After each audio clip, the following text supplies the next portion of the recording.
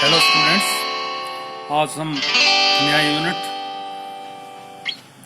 अध्याय जो 9th है, 9वां यूनिट है, वो शुरू करेंगे। निर्देशांक ज्यामिति।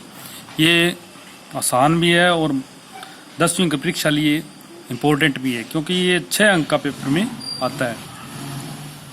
सबसे पहले हम ग्राफ के बारे में जानते हैं। ग्राफ आपने बनाया है, इसको एक्स एक्सिस और इसको हम वाई एक्सिस बोलते हैं। यहाँ इस साइड में एक्स पॉजिटिव होता है, प्लस होता है, इधर माइनस, वाई ऊपर प्लस और नीचे माइनस, ये हम जानते हैं। और ये सबसे पहले ये जो बिंदु है, इसको मैंने पी लिखा है, इसको बोलते हैं मूल बिंदु। मूल बिंदु के निर्देशांक, यहाँ पर एक्स भी 0 और वाई भी 0। यदि पी मूल बिंदु है तो आंसर क्या आएगा? P00। अब अगर आपसे ये प्रश्न पूछा जाता है कि मूल बिंदु के निर्देशांक क्या होते हैं, तो आपको ये बताना है 0 0। यहाँ x भी 0 और y भी 0, ये जो होता है इसको हम मूल बिंदु कहते हैं। नेक्स्ट, बिंदु 1 व 2 की y अक्ष से दूरी होगी। बिंदु 1 व 2 ये बिंदु है, जैसे यहाँ x 1 है और y कितना है? 2। इसमें बताया गया y अक्ष से दूरी होगी। ये y अक्ष है, इससे ये दूरी कितनी है? 1। ये कितनी होगी? 1। तो हमेशा आपने याद रखना है, अगर यहाँ y अक्ष वाला पूछे तो आपने x वाला लिख देना है। अगर x अक्ष की दूरी पूछे तो यहाँ आपने y वाला लिख देना है। ये x है, ये y है। अगर x अक्ष की दूरी पूछ रहा है तो यहाँ y वाला आ जाएगा, और अगर y अक्ष से दूरी पूछे तो ये जो x है ये आपने यहाँ लिख देना है। इसके बाद प्रश्न आता है, कई बार x को भुज लिखा होता है और y को कोटि। x को भुज भी कहते हैं और y को हम कोटि भी कहते हैं, ये थोड़ा सा ध्यान रखना है।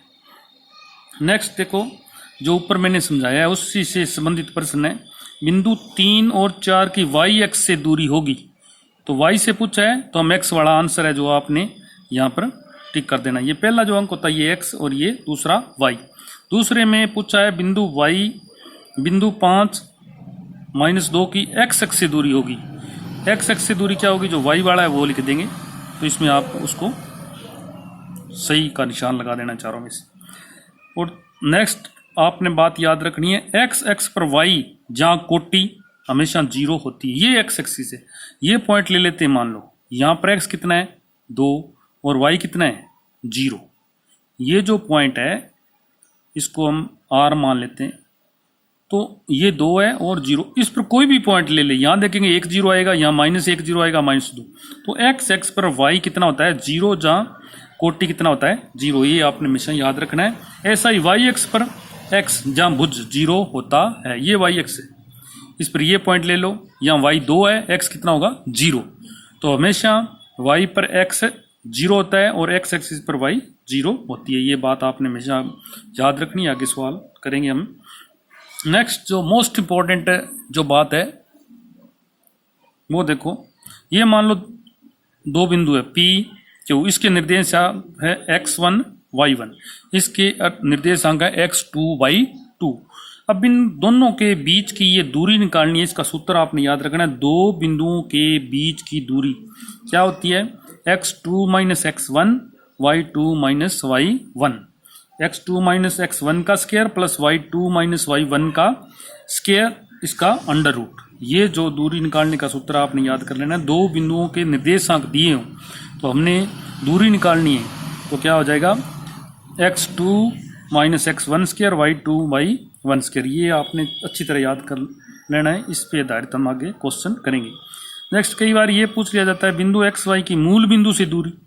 अब कोई भी बिंदु है, मान लो इसको क्यों मान लिया x y p, आप जानते हो मूल बिंदु। मूल बिंदु के निर्देशांक क्या होते हैं? 0 0, हमने ऊपर पढ़ चुके हैं पहले ही। तो इनके बीच में दूरी देखो, p 0 0 q x y, बीच की दूरी ऊपर वाला सूत्र लगा देंगे, p q x2 - x1 square y2 - y1 square. तो यहाँ y2 y के बराबर है, y1 है जो 0 है, तो यहाँ लिख देंगे।